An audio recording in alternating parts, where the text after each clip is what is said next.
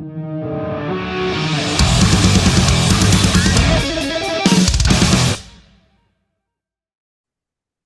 you hear me? I can hear you, brother. How you going? Awesome. I'm doing all right. That's good. Where you at? You just at home kicking about? Yeah, I got off work. I had to come home and feed this guy. And He wants your attention. I love it. My cat does yeah, the exact same thing. yeah. But yeah, I'm just glad to not be outside anymore because it's pretty ruthless out there. Oh, that's right, because it's summer over there for you, bro. Right? Yeah, it was like with the humidity like 105 today or something like that. It was it's just tough to do like anything physical outside when it's that hot. Yeah, man. Yeah, yeah. We're in winter down here, but we definitely feel it when it comes to, I'm you so know, jealous. dude. Are we be here soon?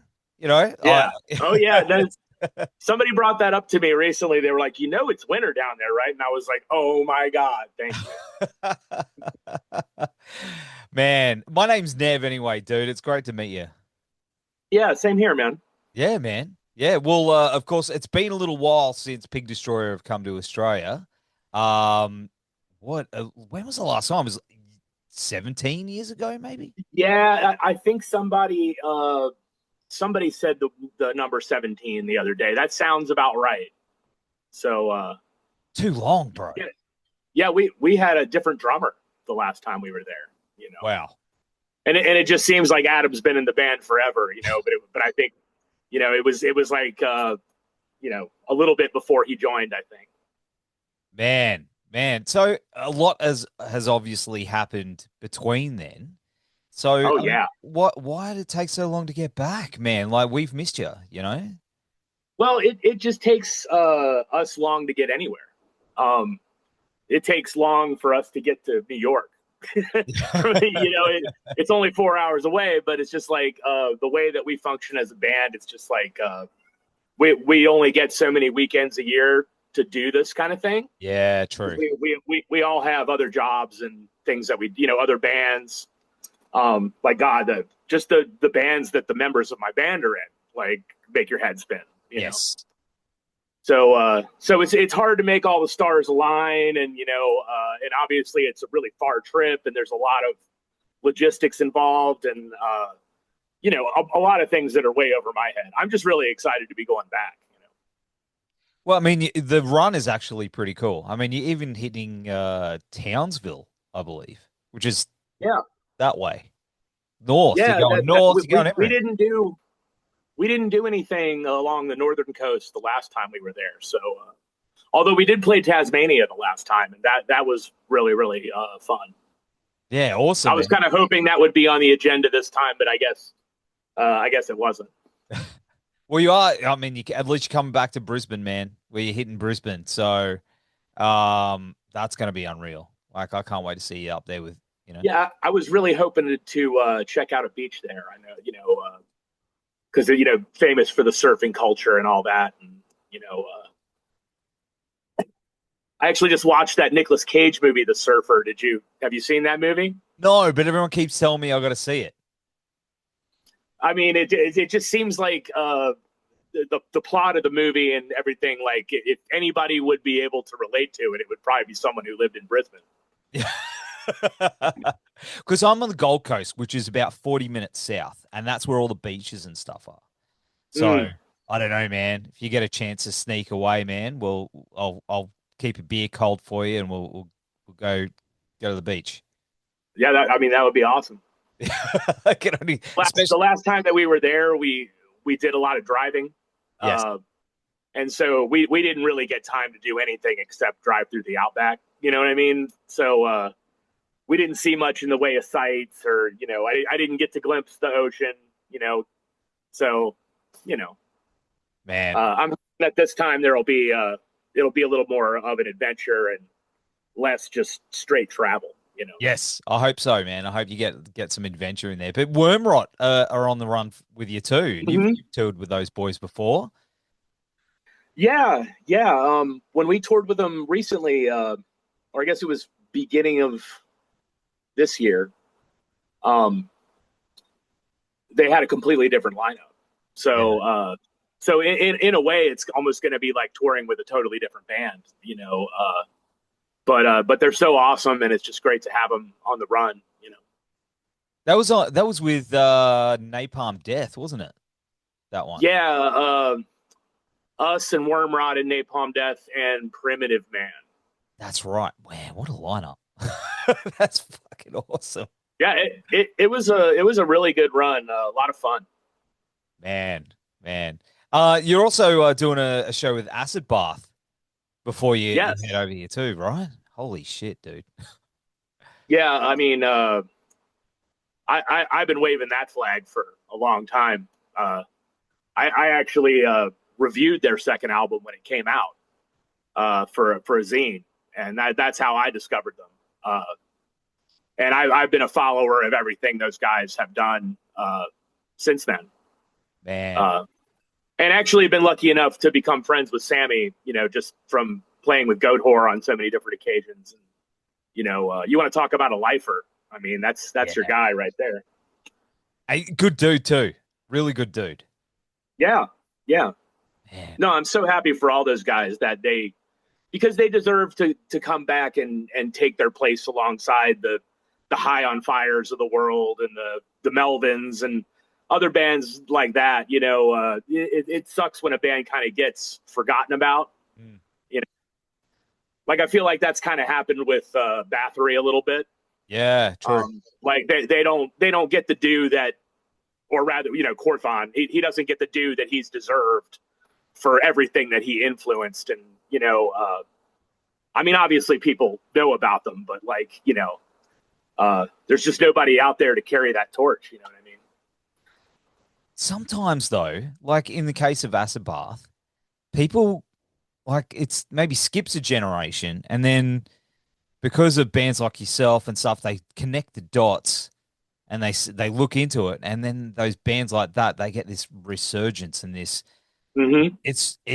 I think something like that's happening because it's some people might go, oh, like I saw someone wearing a t-shirt or something like that. Like it seems something is happening there, especially with that band. So that's cool. Another case of the same thing happening was when Carcass came back. Yes. Not when they did the reunion with Michael Amott and everything, but like when they came back like as an active band and started making new music, it was just like, thank God. You know what I mean? Like they deserve to be out there getting what they should be entitled to. You know what I mean? Absolutely. Not to mention, like, they're better than 98% of all the other death metal bands out there. You know what I mean? And I think they know that. That's probably why they came back in the first place. Yes. Yeah. Man, I'm so glad we got Carcass back too. But man, of course, with all this touring and stuff coming up, you play with so many legendary bands. Have you played with your hero yet? Have you that number one band of yours? Have you hit that goal? I mean,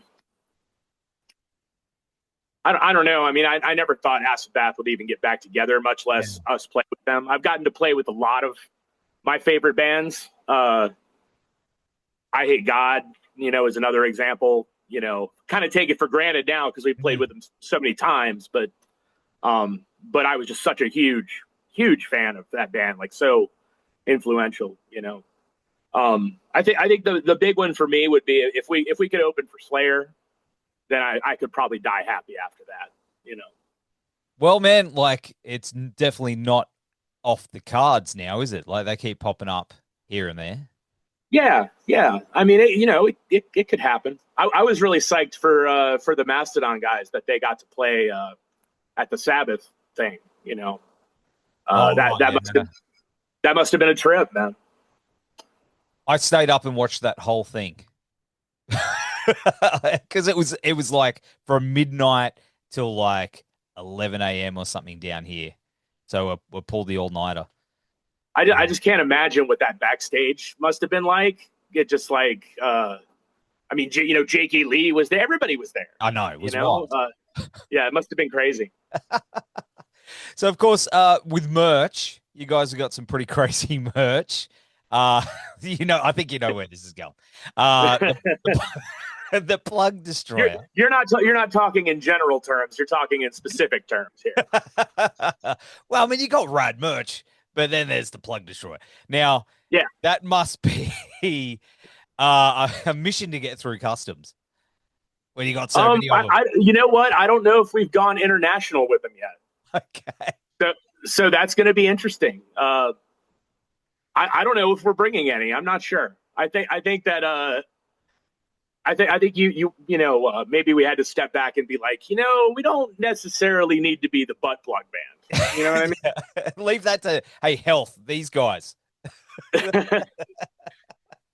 I think we might have something on the horizon with them too, like possibly playing together, and we were joking that it was like the butt plug, show or.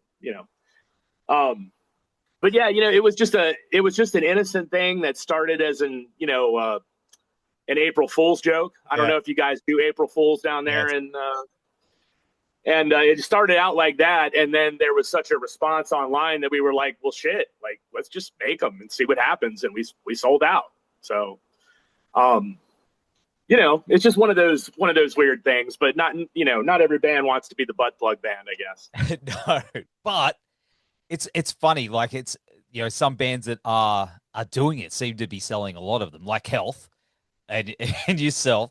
It's like, I don't know if this happened over your way, but there was this whole thing in the early 2000s, maybe late 90s, where bands would have panties, with the band's logo on them, and to just sell through them.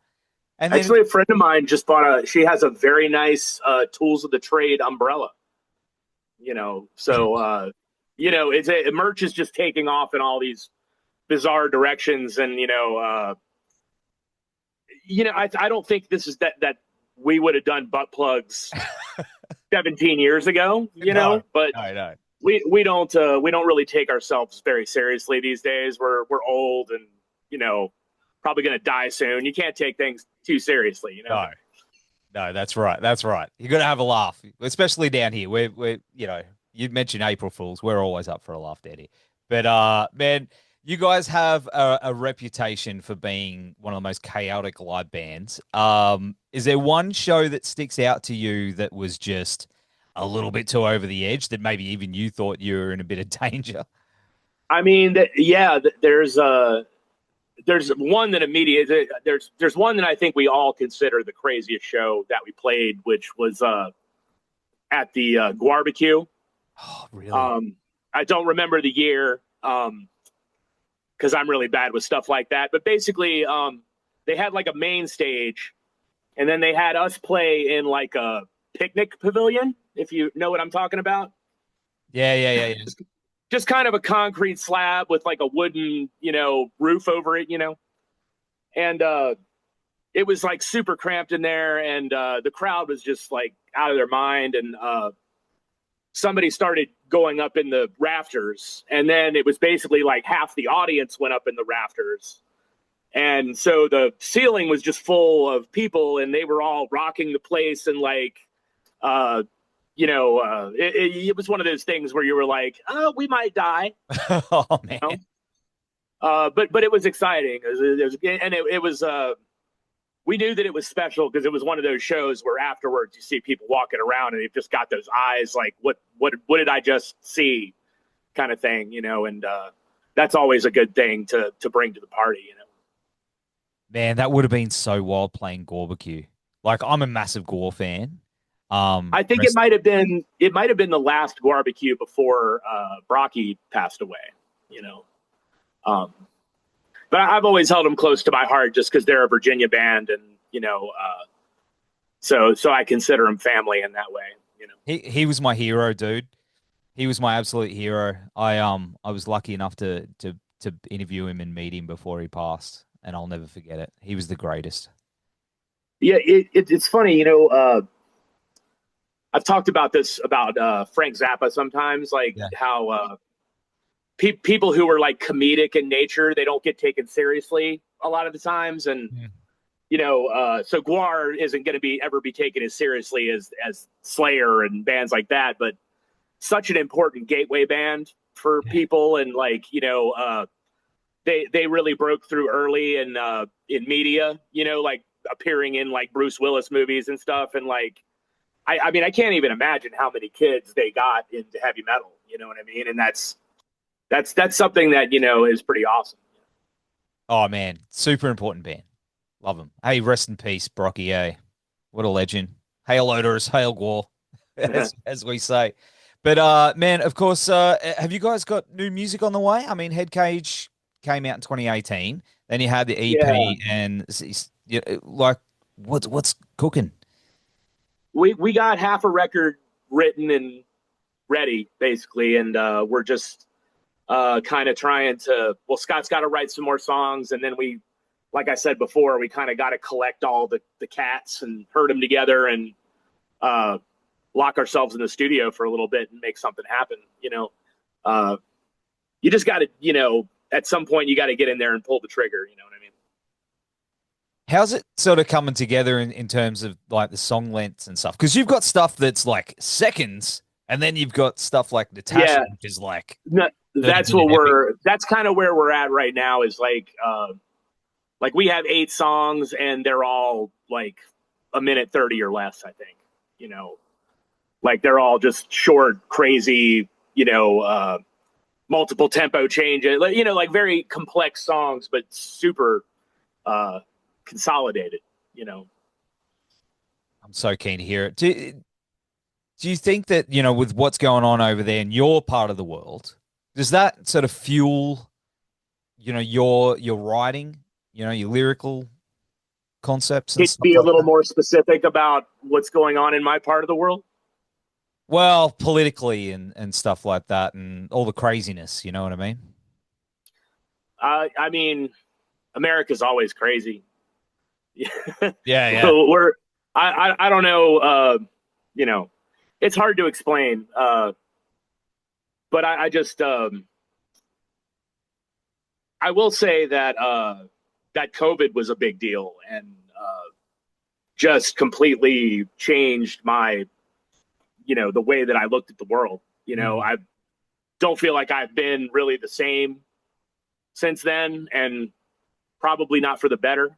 I'm sure a lot of people feel that way, but it was just weird because like a lot of people that I knew, they couldn't go to work, but I don't think I missed a day of work like throughout the entire thing, and just being out there where everybody's panicked and I have to go pick up deliveries and things like that, and everybody's wearing a mask and everybody thinks they're gonna die, and it was just hard to recover from that. Yeah, man. But I with politics, I look at it as like all that stuff happens in cycles, and it ebbs and flows, and it comes and goes, and most of the stuff that they talk about never happens, and we get all wound up about it, and it just doesn't mean anything to me. Like when we lost Blake, recently, that was something that meant something to me. Yeah. That was something that affected me deeply, but I don't let all that noise, political noise, get involved with me. And I can't invest my time in that kind of stuff. And channel it sort of, more, it's lean more into the creative side, I guess. Like that's where you're, I do it as well. I totally, I just can't, I can't be, like that, like back in, the early 2000s when we invaded Iraq. I was a lot younger, and I was so angry. You know what I mean? I was so pissed, and I basically let it turn me inside out. And I got to a point in my life where it's like, I got to function day to day. I can't afford to be that emotionally invested in American foreign policy. You know what I mean? Like, just for my own sanity, I don't know if I can, so I think I'm a little more detached from that kind of stuff, for better or for worse. Yeah. Oh, totally understandable, man. Of course, what's next for you guys after the Australian tour? And, obviously maybe a new album, some more touring. Yeah, I'm just trying. I know that there's some more shows. I'm just trying to focus on the new stuff. I think you gotta, um, like you said, our last record didn't come out since 2018, so it's like I don't even know if I remember what album mode feels like. You know what I mean? So Yeah. I gotta try to focus and get myself into that creative place. I mean, I'm always writing stuff like off and on, but I just want to, really intensely focus on the new record. And we're always playing shows and stuff, and then I think we get distracted a little bit. We gotta not get distracted. It's hard, I know. Sometimes you just want to play shows and go out there, and but you gotta we I got mean, I mean, it's at the the moment. 21st century. How are you not going to be distracted? You know what Yes, I mean? Like yes. that's what it's all about. So, I know, man. But brother, thank you so much for hanging out on the show this morning, or this afternoon, wherever it is out there. I hope you get cool and you have a nice cold beer and get some chill out time with the cats. hey, So thanks, man. It was a pleasure meeting you. yeah, you too. I'll see you in Brisbane, brother. Thank you. Awesome. Thanks, Later. man.